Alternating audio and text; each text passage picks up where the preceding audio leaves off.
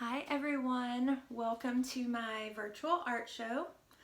I cannot believe that it's virtual, but here we are. I also can't believe that I've finally made it to this point.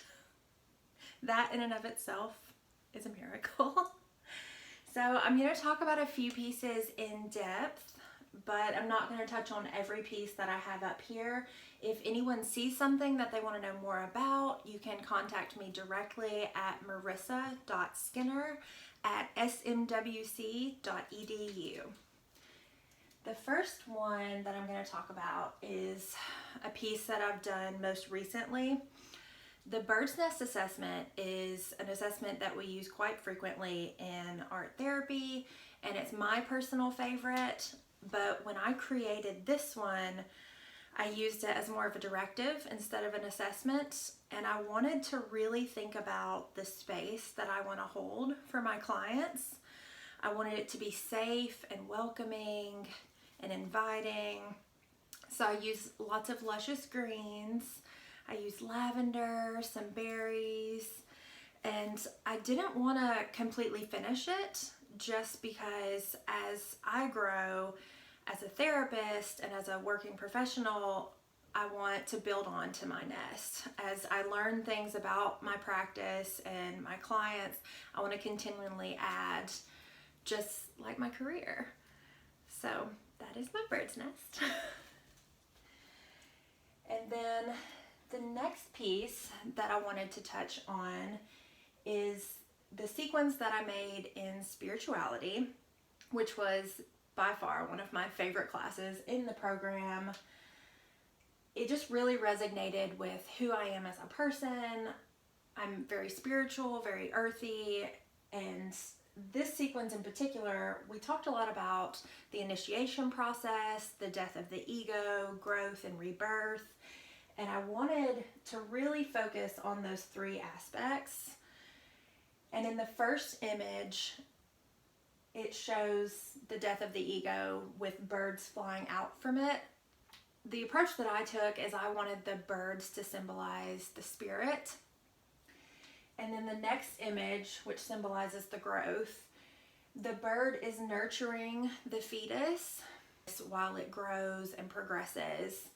And then the third image is the final stage of the initiation process. And it's a fully formed, fully developed individual, soul intact. It's kind of awakened, I guess. And she is reflecting back on all the obstacles she has overcome throughout her process. It's a she, because I made it. So this to me was a very powerful directive that I did, and I kind of took my own spin on it. People have different perspectives of what each of these stages look like, but this was my take on this one. And another image, probably the least aesthetically pleasing piece I have up, has the biggest impact on my career development. This purple and blue finger painting that I did the very first semester I was in the program.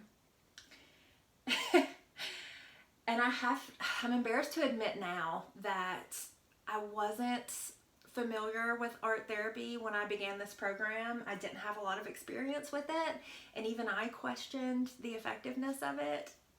I know. But anyway, first semester, overwhelmed, just so much information coming at me, and I'm trying to process it all. I'm stressed out, as every first semester grad student is. And one of the assignments is we have to go through the stages of the expressive therapies continuum. And I chose finger painting because I was so overwhelmed. I'm like, I can do this, whatever.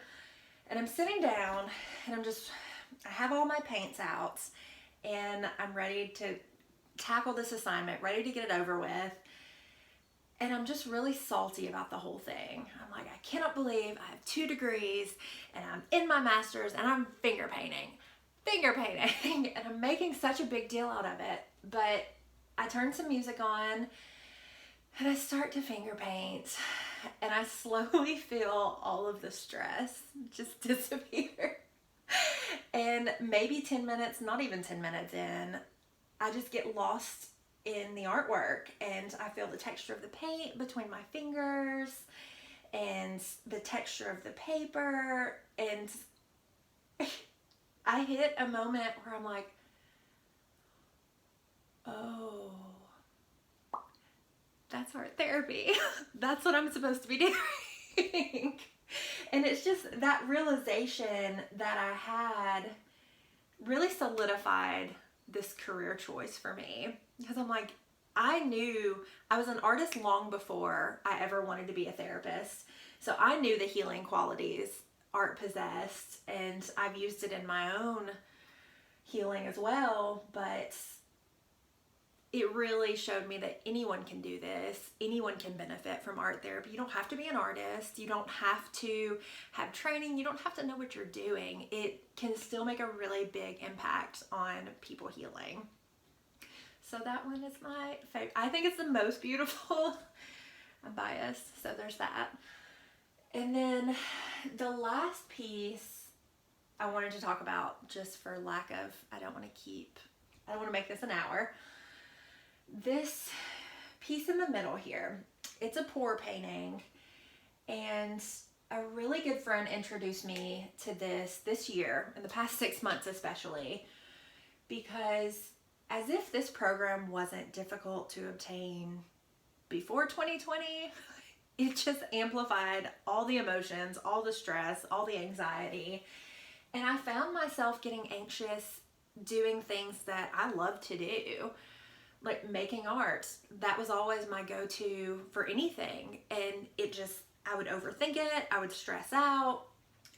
The process of creating an image and having a solid outcome, a product, it just overwhelmed me just this year, because everything is going on. And I'm in my clinical experience. I'm working on my thesis.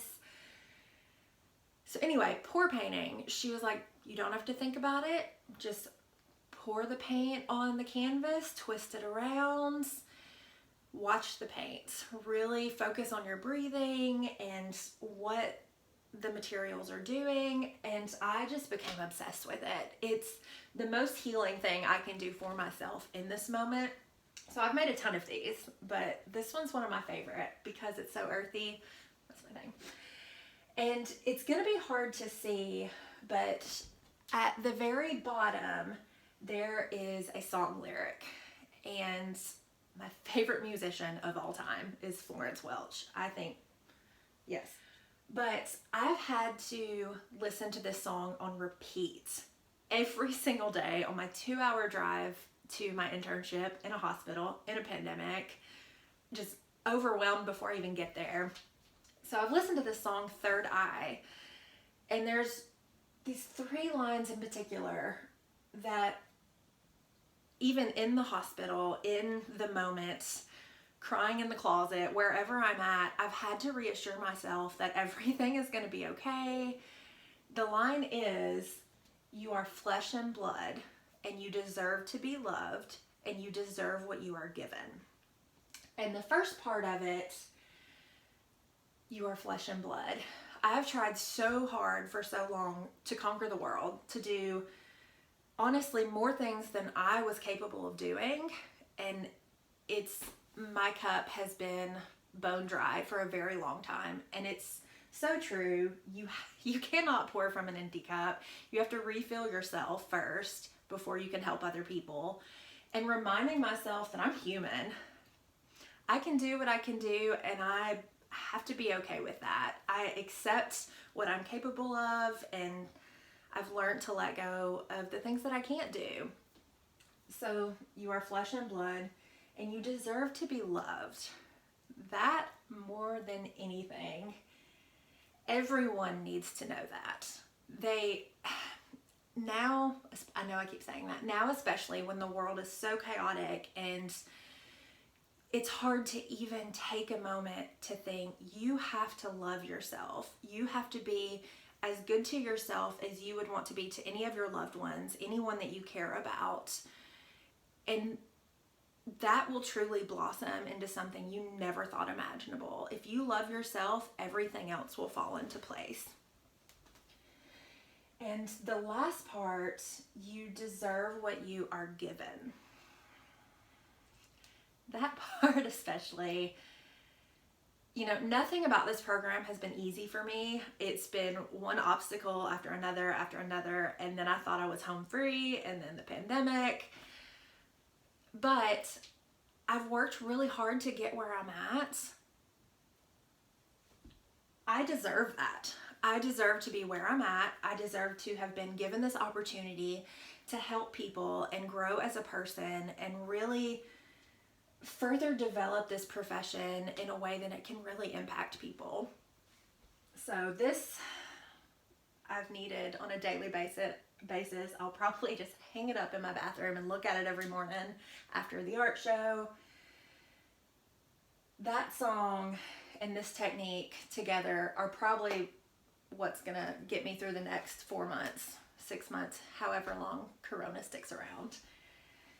But the rest of my pieces kind of have a similar theme. Some of them are a little different, but I will again create a video that has a slideshow of all of them. And if anyone has any questions, you can email me at marissa.skinner@smwc.edu. And thank you for spending 10 minutes with me. You didn't have to, even though you're probably sitting at home. But that is all. Thank you.